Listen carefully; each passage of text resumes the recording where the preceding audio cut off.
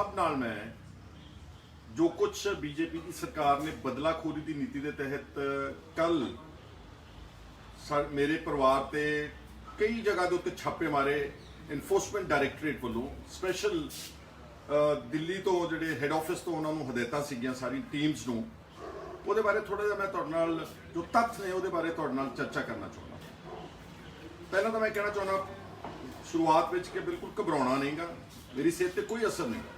इदां दे हज़ारां रेड करके देख लैन, अगर वो समझते ने बीजेपी की सरकार कि इस तरह किसी ਨੂੰ ਧਮਕਾ के या ईडी ਦੇ रेड करके या CBI ਦੇ रेड करके ਸਾਡੀ ਜ਼ੁਬਾਨ ਬੰਦ ਕਰਾ ਲੈਣਗੇ, ਜੋ ਅਸੀਂ ਲੋਕਾਂ ਦੇ ਹਕੂਕ ਲਈ ਬੋਲਦੇ ਆ ਜਾਂ ਕਿਸਾਨ ਅੰਦੋਲਨ ਦੇ ਹੱਕ ਵਿੱਚ ਬੋਲੇ ਆ ਜਾਂ ਨਵਰੀਤ ਸਿੰਘ ਦੇ ਹੋਏ ਕਤਲ ਦੇ ਮੁਤਲਕ ਬੋਲੇ ਆ ਜਾਂ ਜੋ ਤਸ਼ੱਦਦ ਢਾਇਆ ਗਿਆ ਸਾਡੇ ਪੰਜਾਬ ਦੇ ਨੌਜਵਾਨ ਤਬਕੇ ਦੇ ਉੱਤੇ, ਚਾਹੇ ਉਹ ਨੋਦੀਪ ਕੌਰ ਸੀ ਤੇ ਚਾਹੇ ਉਹ ਸ਼ਿਵ ਕੁਮਾਰ ਸੀ ਤੇ ਚਾਹੇ ਉਹ ਲੱਖੇ ਸਿਧਾਣੇ ਦੇ ਖਿਲਾਫ ਮੁਕੱਦਮਾ ਵਾ ਤੇ ਚਾਹੇ ਉਹ ਦੀਪ ਸਿੱਧੂ ਨੂੰ ਫੜ ਕੇ ਅੰਦਰ ਦਿੱਤਾ, ਚਾਹੇ ਉਹ ਰਣਜੀਤ ਸਿੰਘ ਨੂੰ ਕਿਸ ਤਰ੍ਹਾਂ ਨਾਲ ਲੰਗਰ ਚੋਂ ਚੱਕ ਕੇ बीजेपी ਦੇ ਤੇ RSS ਦੇ ਪੇਡ ਬਦਮਾਸ਼ਾਂ ਨੇ ਉਸ ਨੂੰ ਟੌਰਚਰ ਕੀਤਾ, ਕੁੱਟਿਆ, ਪੁਲਿਸ ਵਾਲੇ ਨੇ ਉਹਦੇ ਮੂੰਹ ਦੇ ਉਹਦੀ ਪੱਗ ਤੇ ਉਹਦੀ ਦਾੜੀ ਦੇ ਉੱਤੇ ਪੈਰ ਰੱਖ ਕੇ ਉਸ ਨੂੰ ਮਿੱਧਣ ਦੀ ਕੋਸ਼ਿਸ਼ ਕੀਤੀ।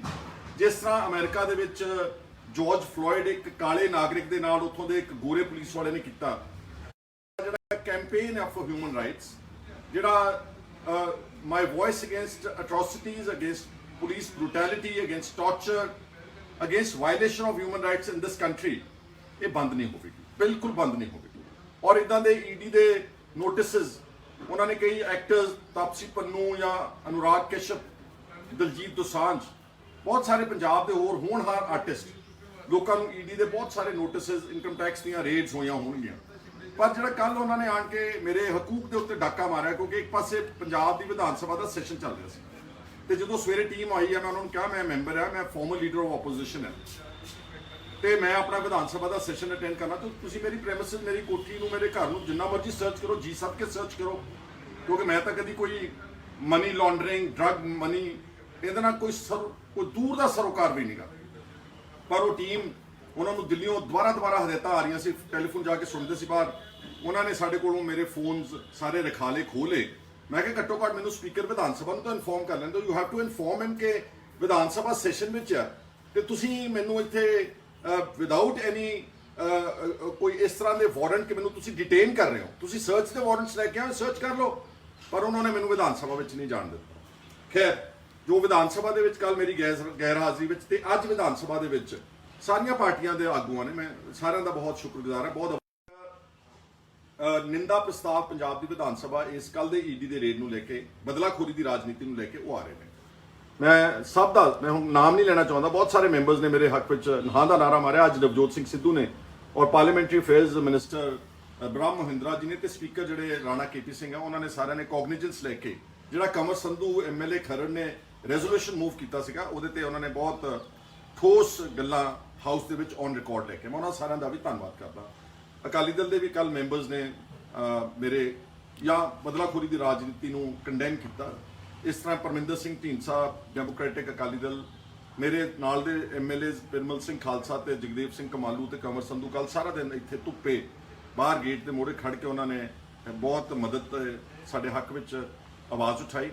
ਇਸੇ ਤਰ੍ਹਾਂ ਹੀ ਕੁਝ ਟ੍ਰੈਜਰੀ ਬੈਂਚਸ ਵੱਲੋਂ, ਜਿੱਦਾਂ ਕੱਲ ਵੀ ਨਵਜੋਤ ਸਿੰਘ ਸਿੱਧੂ ਨੇ, ਸ਼ਾਇਦ ਮਿਸਟਰ ਚੰਨੀ ਨੇ ਜਿਹੜੇ ਸਾਡੇ ਟੈਕਨੀਕਲ ਐਜੂਕੇਸ਼ਨ ਮਿਨਿਸਟਰ, ਉਹਨਾਂ ਨੇ ਗੱਲ ਕੀਤੀ। ਅੱਜ ਮੈਂ ਸੁਣ ਰਿਹਾ ਸੀਗਾ ਰਵਨੀਤ ਬਿੱਟੂ ਨੇ ਵੀ ਇਹ ਕਿਹਾ ਵਾ ਕਿ ਬਹੁਤ ਇੱਕ ਗੰਦੀ ਰਾਜਨੀਤੀ ਦੇਸ਼ ਵਿੱਚ ਸ਼ੁਰੂ ਕੀਤੀ ਗਈ ਹੈ। ਦੋਸਤੋ, ਮੈਂ ਤਾਂ ਸਿਰਫ ਇਹ ਕਹਿਣਾ ਚਾਹੁੰਦਾ ਕਿ ਜਿਹੜੇ ਇਲਜ਼ਾਮ ਮੇਰੇ ਤੇ ਲਾ ਰਹੇ ਨੇ, ਕਿਉਂਕਿ ਅਖਬਾਰਾਂ ਜਿਹੜੀਆਂ ਨੇ ਉਹ ਟਿਊਟਰਡ ਹੁੰਦੀਆਂ ਨੇ। ਅਖਬਾਰਾਂ ਨੇ, ਅੱਜ ਮੈਂ ਚੱਕੀਆਂ ਅਖਬਾਰਾਂ, ਸੋਸ਼ਲ ਮੀਡੀਆ ਤਾਂ ਬਹੁਤ ਇੰਡੀਪੈਂਡੈਂਟ ਹੈ, ਤੁਸੀਂ ਸਾਰੀ ਗੱਲ ਮੇਰੀ ਸੁਣ ਲਈ, ਦੇਖ ਲਈ। ਅਖਬਾਰਾਂ ਨੇ ਫਿਰ ਲਿਖਿਆ ਸੀਗਾ ਕਿ Khaira's house raided for money laundering, drug trafficking. ਮੈਂ ਤੁਹਾਨੂੰ ਕਹਿਣਾ ਚਾਹੁੰਦਾ ਕਿ ਸਾਡਾ ਪਰਿਵਾਰ ਪਿਛਲੇ 50 ਸਾਲ ਤੋਂ ਪਬਲਿਕ ਲਾਈਫ 'ਚ, ਪਹਿਲਾਂ ਮੇਰੇ ਪਿਤਾ ਜੀ ਸਰਦਾਰ ਸੁਖਜਿੰਦਰ ਸਿੰਘ ਉਹ ਪੰਜਾਬ ਦੀ ਰਾਜਨੀਤੀ 'ਚ ਰਹੇ, ਉਸ ਤੋਂ ਬਾਅਦ ਮੈਂ ਆਇਆ ਵਾਂ। 50 ਸਾਲਾਂ ਵਿੱਚ ਕੋਈ ਤਾਂ ਕੰਪਲੇਂਟ ਕਰਨ ਵਾਲਾ ਬੰਦਾ ਹੋਊਗਾ, 3.25 ਕਰੋੜ ਆਬਾਦੀ 'ਚੋਂ, ਕਿ ਇਹਨਾਂ ਨੇ ਸਾਡੇ ਕੋਲੋਂ ਕੋਈ ਠੱਗੀ ਠੋਰੀ ਬਾਰੀ, ਕੋਈ ਚਲੋ 50,000 ਦੀ ਕੰਪਲੇਂਟ ਕੋਈ ਕੱਢ ਕੇ ਦਿਖਾ ਦੇਣ 50 ਸਾਲਾਂ ਵਿੱਚ, ਕਿਸੇ ਤਰ੍ਹਾਂ ਦਾ ਕਰਪਸ਼ਨ ਦਾ ਕੋਈ ਸਕੈਂਡਲ, ਨਥਿੰਗ ਐਟ ਆਲ। ਜੋ ਕੁਝ ਸਰਕਾਰਾਂ ਕਰ ਰਹੀਆਂ ਨੇ, ਸਮੇਂ ਦੀਆਂ ਸਰਕਾਰਾਂ, ਉਹ ਕਿਉਂਕਿ ਮੈਂ ਲੋਕਾਂ ਦੇ ਹਕੂਕ ਦੀ ਗੱਲ ਕਰਦਾ, ਬੇਇਨਸਾਫੀ ਦੇ ਖਿਲਾਫ ਬੋਲਦਾ, ਸਰਕਾਰ ਦੇ ਖਿਲਾਫ ਬੋਲਦਾ, ਉਦੋਂ ਮੇਰੀ ਆਵਾਜ਼ ਬੰਦ ਕਰਾਉਣ ਦੇ ਮਨਸੂਬੇ ਬਣਾਉਂਦੀ ਹੈ। ਪਹਿਲਾਂ ਅਕਾਲੀ ਦਲ ਦੀ ਸਰਕਾਰ ਨੇ ਮੇਰੇ ਤੇ 6-7 ਪਰਚੇ ਦਰਜ ਕੀਤੇ, ਉਹ ਵਾਹਿਗੁਰੂ ਦੀ ਕਿਰਪਾ ਨਾਲ ਸਾਰੇ ਹਾਈ ਕੋਰਟ ਨੇ ਸਾਰੇ ਕੁਆਸ਼ ਕੀਤੇ। ਹੁਣ ਜਦੋਂ ਪਿਛਲੀ ਕਰੰਟ ਟੈਨਿਓਰ ਵਿੱਚ ਮੈਂ Rana Gurjeet Singh mining mafia minister ਦੇ ਖਿਲਾਫ ਸਕੈਂਡਲ ਦੇ ਖਿਲਾਫ ਆਵਾਜ਼ ਉਠਾਈ, ਉਹਨੂੰ ਅਸਤੀਫਾ ਦੇਣਾ ਪਿਆ। ਉਹਨਾਂ ਨੇ ਮੇਰੇ ਤੇ ਨਜ਼ਲਾ ਸੁੱਟਦੇ ਹੋਏ ਸਰਕਾਰ ਨੇ ਮੇਰੇ ਤੇ ਡਰੱਗਸ ਦਾ ਇੱਕ ਬਹੁਤ ਵੱਡਾ ਮਾਮਲਾ ਕ੍ਰੀਏਟ ਕੀਤਾ, ਐਬਸੋਲੂਟਲੀ ਫਾਲਸ ਫ੍ਰਿਵਲਸ, ਔਰ ਉਹ ਫਿਰ ਸੁਪਰੀਮ ਕੋਰਟ ਆਫ ਇੰਡੀਆ ਨੇ ਉਸ ਨੂੰ ਸਟੇ ਕਰਤੀ ਪ੍ਰੋਸੀਡਿੰਗਸ। ਹੁਣ ਜਦ ਸੁਪਰੀਮ ਕੋਰਟ ਦੀਆਂ ਪ੍ਰੋਸੀਡਿੰਗਸ ਕਿਸੇ ਡਰੱਗ ਮਾਮਲੇ ਵਿੱਚ ਸਟੇਟ ਨੇ, ਇਹ ਈਡੀ ਦਾ ਰੇਡ ਉਸੇ ਹੀ ਮਾਮਲੇ ਦੇ ਵਿੱਚ ਦੁਬਾਰਾ ਮੇਰੇ ਘਰਾਂ ਦੇ ਵਿੱਚ, ਮੇਰੇ ਪਿੰਡ ਛਾਪਾਮਾਰੀ ਕੀਤੀ, ਮੇਰੇ ਚੰਡੀਗੜ੍ਹ ਘਰ ਵਿੱਚ ਕੀਤੀ, ਮੇਰੇ ਸਨ ਇਨ ਲਾਅ ਦੇ ਦਿੱਲੀ ਦੇ ਰਿਹਾਇਸ਼ ਵਿੱਚ ਉਹਨਾਂ ਨੇ ਕੀਤੀ। ਉਸੇ ਡਰੱਗਸ ਮਾਮਲੇ ਨੂੰ ਕਹਿ ਰਹੇ ਨੇ ਇਨਫੋਰਸਮੈਂਟ ਡਾਇਰੈਕਟਰ, ਤੇ ਮੈਨੂੰ ਨਹੀਂ ਕਿਹਾ, ਅਖਬਾਰਾਂ ਨੂੰ ਫੀਡ ਕੀਤਾ ਕਿ ਡਰੱਗਸ ਦੇ ਮਾਮਲੇ ਵਿੱਚ ਰੇਡ ਕੀਤਾ, ਜਦ ਕਿ ਇਸ ਨੂੰ ਸੁਪਰੀਮ ਕੋਰਟ ਆਫ ਇੰਡੀਆ ਨੇ ਸਟੇ ਕੀਤਾ ਹੈ। ਔਰ ਮੈਂ ਕਹਿਣਾ ਚਾਹੁੰਦਾ ਹਾਂ ਕਿ ਇਹ ਜਿਹੜੀ ਹਿਊਮਨ ਰਾਈਟਸ ਵਾਇਲੇਸ਼ਨ ਹੋ ਰਹੀ ਹੈ ਇਸ ਵਕਤ ਸਾਰੇ ਦੇਸ਼ ਵਿਆਪਕ ਹੋ ਰਹੀ ਹੈ, ਇਕੱਲੇ ਮੇਰੇ ਤੇ ਨਹੀਂ। ਠੀਕ ਹੈ, ਮੇਰੇ ਤੇ ਉਹਨਾਂ ਨੇ ਹਰਾਸਮੈਂਟ ਕੀਤੀ, ਸਰਚ ਕੀਤਾ, ਉਹ ਕੀਤਾ, ਆਹ ਕੀਤਾ, ਅਖਬਾਰਾਂ 'ਚ ਇੱਕ ਵਿਲੀਫਿਕੇਸ਼ਨ ਤੇ ਕੈਰੈਕਟਰ ਅਸੈਸੀਨੇਸ਼ਨ ਕੈਂਪੇਨ ਚਲਾਇਆ। ਪਰ ਜਿਹਨਾਂ ਲੋਕਾਂ ਨੂੰ ਟੌਰਚਰ ਕੀਤਾ, ਜਿਨ੍ਹਾਂ ਨੂੰ ਨੋਦੀਪ ਵਰਗੀਆਂ ਦੇ ਪ੍ਰਾਈਵੇਟ ਪਾਰਟਸ ਤੇ ਹਮਲਾ ਕੀਤਾ, ਜਿਨ੍ਹਾਂ ਨੂੰ ਫੜ ਕੇ ਜੇਲ੍ਹਾਂ ਵਿੱਚ ਸੁੱਟ ਦਿੱਤਾ, ਮੇਰੀ ਹਮਦਰਦੀ ਉਹਨਾਂ ਦੇ ਨਾਲ ਵੀ ਆ। ਉਹਨਾਂ ਵਾਸਤੇ ਮੇਰੀ ਆਵਾਜ਼ ਹਰ ਵਕਤ ਉੱਠਦੀ ਰਹੇਗੀ। ਦੂਸਰਾ ਮੈਂ ਕਹਿਣਾ ਚਾਹੁੰਦਾ ਕਿ ਪਹਿਲਾਂ ਆਪਾਂ ਮਨੀ ਲਾਂਡਰਿੰਗ ਦੀ ਗੱਲ ਕਰ ਲਈਏ। ਮਨੀ ਲਾਂਡਰਿੰਗ ਮੇਰੇ ਸਤਿਕਾਰਯੋਗ ਵੀਰੋ ਤੇ ਭੈਣੋ ਕੀ ਹੁੰਦੀ ਹੈ? ਮਨੀ ਲਾਂਡਰਿੰਗ ਇਸ ਜਿਹੜੇ ਲੋਕ ਵੱਡੇ ਕਾਰਪੋਰੇਟ ਹਾਊਸਸ, ਅਮੀਰ ਆਦਮੀ, ਤਾਕਤਵਰ ਪੋਲੀਟੀਕਲ ਆਦਮੀ ਜਿਨ੍ਹਾਂ ਨੇ ਰਾਜ ਸੱਤਾ ਭੋਗੀ ਆ, ਉਹ ਆਪਣਾ ਕਾਲਾ ਧਨ ਵਿਦੇਸ਼ਾਂ ਵਿੱਚ ਦੀ ਘੁਮਾਉਂਦੇ ਨੇ। ਉਹਨਾਂ ਦੇ ਆਫਸ਼ੋਰ ਅਕਾਊਂਟਸ ਹੁੰਦੇ ਨੇ, ਬਹੁਤ ਸਾਰੇ ਲੋਕਾਂ ਦੇ ਸਵਿਟਜ਼ਰਲੈਂਡ ਦੇ ਬੈਂਕਾਂ 'ਚ ਅਕਾਊਂਟ ਹੈ, ਕਈਆਂ ਦੇ ਬਹਾਮਾਸ ਤੇ ਜਿਹੜੇ ਕੈਰੇਬੀਅਨ ਆਈਲੈਂਡਸ ਆ ਉੱਥੋਂ ਦੀ ਆਫਸ਼ੋਰ ਅਕਾਊਂਟਸ ਘੁਮਾ ਕੇ ਪੈਸਾ ਉਧਰੋਂ ਦੀ ਘੁਮਾ ਕੇ, ਜਾਂ ਦੁਬਈ ਵਗੈਰਾ ਜਿੱਥੇ ਕੋਈ ਪੁੱਛਗਿੱਛ ਨਹੀਂ ਕਰਦਾ, ਸੈਂਕੜੇ ਹਜ਼ਾਰਾਂ ਕਰੋੜਾਂ ਰੁਪਏ ਨੂੰ, ਉਹਨੂੰ ਕਹਿੰਦੇ ਨੇ ਮਨੀ ਲਾਂਡਰਿੰਗ। ਤੇ ਮੇਰੇ ਖਿਲਾਫ ਜਿਹੜੀ ਕੱਲ ਸੀਜਰ ਤੋਂ ਬਾਅਦ ਜਿਹੜੀ ਰਿਪੋਰਟ ਬਣਾਈ, ਜਿਹੜਾ ਪੰਚਨਾਮਾ ਕਹਿੰਦੇ ਨੇ, ਉਹਦੇ 'ਚ ਕੀ ਇਲਜ਼ਾਮ ਲਾ ਰਹੇ ਨੇ? ਮੇਰੇ ਘਰੋਂ 2 ਡਾਇਰੀਜ਼ ਜਿਹੜੀਆਂ ਕਿ ਮੇਰੀ ਵਾਈਫ ਨੇ ਮੇਨਟੇਨ ਕੀਤੀਆਂ ਸੀ ਆਪਣੇ ਬੱਚਿਆਂ ਦੀ ਸ਼ਾਦੀ ਦੀ, ਉਹਦੇ 'ਚ ਕੀ ਡਿਟੇਲ ਸੀ ਕਿ ਖਾਣੇ ਵਾਲਿਆਂ ਨੂੰ ਕਿੰਨਾ ਪੈਸਾ ਦਿੱਤਾ, ਜਿਹੜੇ ਕੋਈ ਡੈਕੋਰੇਸ਼ਨ ਵਾਲੇ ਸੀ ਉਹਨਾਂ ਨੂੰ ਕਿੰਨਾ ਪੈਸਾ ਦਿੱਤਾ, ਲਾਈਟ ਐਂਡ ਸਾਊਂਡ ਵਾਲਿਆਂ ਨੂੰ ਕਿੰਨਾ ਪੈਸਾ ਦਿੱਤਾ, ਉਹ ਸਾਰੀਆਂ ਡਾਇਰੀਆਂ ਸੀਜ਼ ਕਰਕੇ ਲੈ ਗਏ ਨੇ। ਔਰ 2 ਸ਼ਾਦੀਆਂ ਮੈਂ ਕੀਤੀਆਂ, ਪਹਿਲਾਂ ਆਪਣੀ ਬੇਟੀ ਦੀ ਕੀਤੀ, ਫਿਰ ਆਪਣੇ ਬੇਟੇ ਦੀ ਕੀਤੀ, ਔਰ ਉਹ ਸਾਰਾ ਪਰਸਨਲ ਰਿਕਾਰਡ ਚੱਕ ਕੇ। ਔਰ ਤੁਸੀਂ ਹੈਰਾਨ ਹੋਵੋਗੇ, ਇੱਕ WhatsApp ਮੇਰੀ ਬੇਟੀ ਨੇ ਮੈਨੂੰ, ਜਾਂ ਮੈਂ ਭੇਜਿਆ ਆਪਣੀ ਬੇਟੀ ਨੂੰ ਮੈਸੇਜ ਸਿਮਰ ਨੂੰ ਕਿ ਮੇਰਾ ਇੱਕ MLA ਆ ਪਿਰਮਲ ਸਿੰਘ ਭਦੌੜ, ਉਹਨੇ 3 ਕੈਂਸਰ ਪੇਸ਼ੈਂਟਸ ਦੀ ਡਿਟੇਲ ਮੈਨੂੰ ਫਾਰਵਰਡ ਕੀਤੀ, ਕਿਉਂਕਿ ਮੇਰੀ ਬੇਟੀ ਕਹਿ ਰਹੀ ਸੀ ਕਿ ਮੈਂ ਵੀ ਕੋਈ ਕਿਸਾਨ ਅੰਦੋਲਨ ਵਿੱਚ ਯੋਗਦਾਨ ਪਾਉਣਾ ਚਾਹੁੰਦੀ ਹਾਂ। ਉਹਨਾਂ ਨੇ ਚਲੋ ਜਿਹੜਾ ਦਿੱਲੀ 'ਚ ਪਾਇਆ ਉਹ ਲੱਗ ਗਿਆ, ਪਰ ਕਹਿੰਦੀ ਹੋਰ ਅਸੀਂ ਮਦਦ ਕਰਨਾ ਚਾਹੁੰਦੇ ਹਾਂ। ਤਾਂ ਉਹਦੇ 'ਚ ਜਿਹੜਾ 3 ਕੈਂਸਰ ਪੇਸ਼ੈਂਟਸ ਦਾ ਰਿਕਾਰਡ ਸੀ, WhatsApp ਚੈਟ ਸੀਗੀ, ਜਿਨ੍ਹਾਂ ਪਰਿਵਾਰਾਂ ਨੂੰ ਉਹਨਾਂ ਨੇ 20-25 ਹਜ਼ਾਰ ਰੁਪਇਆ ਉਹਨਾਂ ਦੇ ਅਕਾਊਂਟਸ ਵਿੱਚ ਪਾਇਆ। ਉਹ ਜਿਹੜੀ ਉਹਨਾਂ ਦੀ ਅਕਾਊਂਟ ਡਿਟੇਲ ਸੀ ਉੱਤੇ ਲਿਖਿਆ ਵਾ ਕੈਂਸਰ ਪੇਸ਼ੈਂਟ ਅਕਾਊਂਟ ਡਿਟੇਲਸ, ਉਹ ਵੀ WhatsApp ਦੀ ਚੈਟ ਬਣਾ ਕੇ ਮਨੀ ਲਾਂਡਰਿੰਗ ਦੇ ਵਿੱਚ ਪਾ ਕੇ ਉਹ ਲੈ ਕੇ ਗਏ ਨੇ। ਕਈ ਪੇजेस ਦੇ ਉੱਤੇ ਲਿਖਿਆ ਸੀਗਾ ਕਿ ਸ਼ਾਦੀ ਦੇ ਦੌਰਾਨ ਕਿ ਅਸੀਂ ਸ਼ਗਨ ਵਿੱਚ 25 ਡੱਬੇ ਲੱਡੂਆਂ ਦੇ ਲੈ ਕੇ ਜਾਣੇ ਨੇ, ਜਾਂ ਕਾਜੂ ਦੀ ਬਰਫੀ ਲੈ ਕੇ ਜਾਣੀ, ਜਾਂ ਡਰਾਈ ਫਰੂਟ ਲੈ ਕੇ ਜਾਣਾ, ਉਹਦੇ ਫਿਰ ਮੇਰੇ ਸਾਈਨ ਕਰਾਏ। ਇਸ ਦਿਸ ਮਨੀ ਲਾਂਡਰਿੰਗ? ਔਰ ਮਨੀ ਲਾਂਡਰਿੰਗ ਮੈਂ ਕਹਿਣਾ ਚਾਹੁੰਦਾ ਕਿ ਉਸ ਨਾਲ ਪ੍ਰਮਾਤਮਾ ਵਾਹਿਗੁਰੂ ਤੋਂ ਡਰ ਕੇ ਕਹਿੰਦਾ, ਮੈਂ ਸਾਰੀ ਜ਼ਿੰਦਗੀ 'ਚ ਕਦੀ ਕੋਈ ਗਲਤ ਕੰਮ ਨਹੀਂ ਕੀਤਾ। ਜੇ ਕੀਤਾ ਹੁੰਦਾ ਤਾਂ ਫਿਰ ਮੈਂ ਉਹਨੂੰ ਆਵਾਜ਼ਾਂ ਸਾਰੇ ਪੰਜਾਬ 'ਚ ਉੱਠਣੀਆਂ ਚਾਹੀਦੀਆਂ ਸੀ। ਸੋ ਪਰਸਨਲ ਮੈਂ ਆਪਣੀ ਗੱਲ ਕਹਿਣਾ ਚਾਹੁੰਦਾ, ਹਾਲਾਂਕਿ ਇਹ ਫੋਰਮ ਨਹੀਂਗਾ, ਪਰ ਸਿਰਫ ਤੁਹਾਨੂੰ ਦੱਸਣ ਵਾਸਤੇ ਕਿ ਮਨੀ ਲਾਂਡਰਿੰਗ ਕੀ ਹੁੰਦੀ ਆ ਤੇ ਮੇਰੇ ਤੇ ਕੀ ਇਲਜ਼ਾਮ ਲਾ ਰਹੇ ਨੇ। ਮੈਂ ਜੋ ਕੁਝ ਵੀ ਪਿਛਲੇ ਸਮੇਂ 'ਚ ਕੀਤਾ, ਆ ਸਾਰਾ ਕੁੱਲ ਮਿਲਾ ਕੇ ਜੋ ਆਪਣੇ ਜ਼ਿੰਮੇਵਾਰੀਆਂ ਅਦਾ ਕੀਤੀਆਂ ਐਜ਼ ਅ ਪੇਰੈਂਟ, ਮੇਰੇ ਤੇ ਇਸ ਵਕਤ ਆਲਮੋਸਟ ਕੋਈ 2-2.5 ਕਰੋੜ ਰੁਪਏ ਦਾ ਕਰਜ਼ਾ ਵਾ।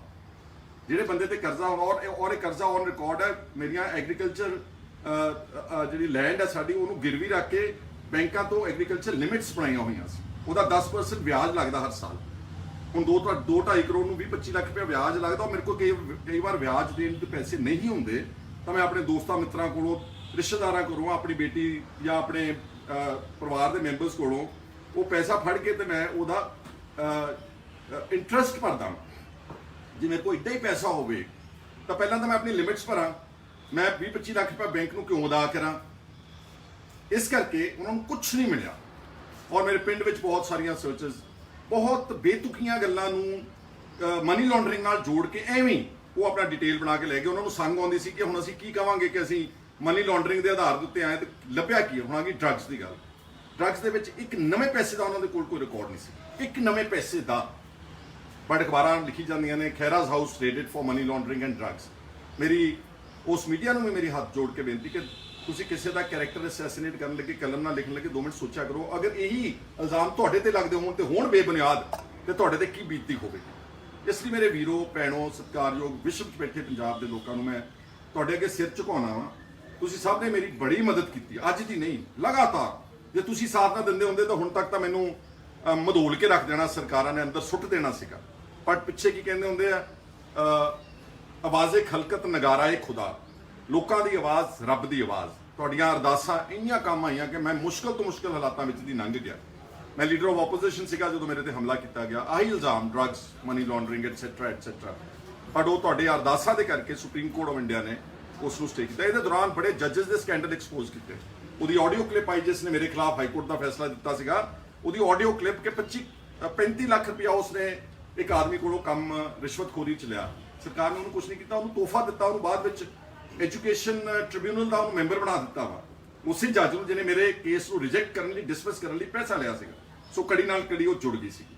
ਇਸ ਕਰਕੇ ਮੈਂ ਇਹ ਪ੍ਰਣ ਕਰਦਾ ਵਾਂ ਕਿ ਇਹ ਜਿਹੜੀ ਆਵਾਜ਼ ਪਹਿਲਾਂ ਬੋਲਦੇ ਨੇ, ਚੱਕਦੇ ਰਹੇ ਨਵਰੀਤ ਦੇ ਹੱਕ ਵਿੱਚ, ਹਿਊਮਨ ਰਾਈਟ ਐਕਟਿਵਿਸਟ ਦੇ, ਇਹ ਹੋਰ ਤੇਜ਼ ਕਰਾਂਗੇ। ਔਰ ਮੈਂ 2 ਦਿਨ ਤੋਂ ਬਾਅਦ ਮੈਂ ਪ੍ਰੋਗਰਾਮ ਦੇਣਾ ਵਾ ਤੇ ਮੈਂ ਉਸੇ ਕਿਸਾਨ ਅੰਦੋਲਨ ਵਿੱਚ ਜਾਣਾ ਵਾ ਦੁਬਾਰਾ। ਜੇ ਬੀਜੇਪੀ ਜਾਂ ਸਰਕਾਰ ਇਹ ਸਮਝਦੀ ਆ ਕਿ ਤੁਸੀਂ ਇਦਾਂ ਦੀਆਂ ਗਿੱਦੜ ਭੁੱਕੀਆਂ ਦੇ ਨਾਲ ਪਰਚੇ ਦਰਜ ਕਰਕੇ ਸਾਡੇ ਰੇਡ ਮਾਰ ਕੇ ਤੁਸੀਂ ਇਸ ਗੱਲ ਤੋਂ ਸਾਨੂੰ ਪਿੱਛੇ ਹਟਾ ਦੋਗੇ, ਤੁਸੀਂ ਨਹੀਂ ਹੀ ਹਟਾ ਸਕਦੇ। ਜਾਨ ਤਾਂ ਸਭ ਨੇ ਇੱਕ ਦਿਨ ਦੇਣੀ ਹੈ ਉਸ ਪਰਮਾਤਮਾ ਵਾਹਿਗੁਰੂ ਨੂੰ, ਸਭ ਨੇ ਚਲੇ ਜਾਣਾ ਮੇਰੇ ਵੀਰੋ ਇੱਥੋਂ, ਕਿਸੇ ਨੇ ਨਹੀਂ ਰਹਿਣਾ ਪੱਕੇ ਤੌਰ ਤੇ। ਇਸ ਲਈ ਜਦੋਂ ਆਪਾਂ ਆਪਣੀ ਜ਼ਮੀਰ ਵੇਚ ਦਿੰਨੇ ਆ ਜਾਂ ਘਬਰਾ ਜਾਂਦੇ ਜਾਂ ਡਰ ਜਾਂਦੇ ਆ, ਫਿਰ ਅੰਦਰੋਂ ਆਦਮੀ ਅਲਟੀਮੇਟਲੀ ਇੱਕ ਉਹਦੀ ਕਾਇਰਾਂ ਵਾਲੀ ਮੌਤ ਹੋ ਜਾਂਦੀ ਆ।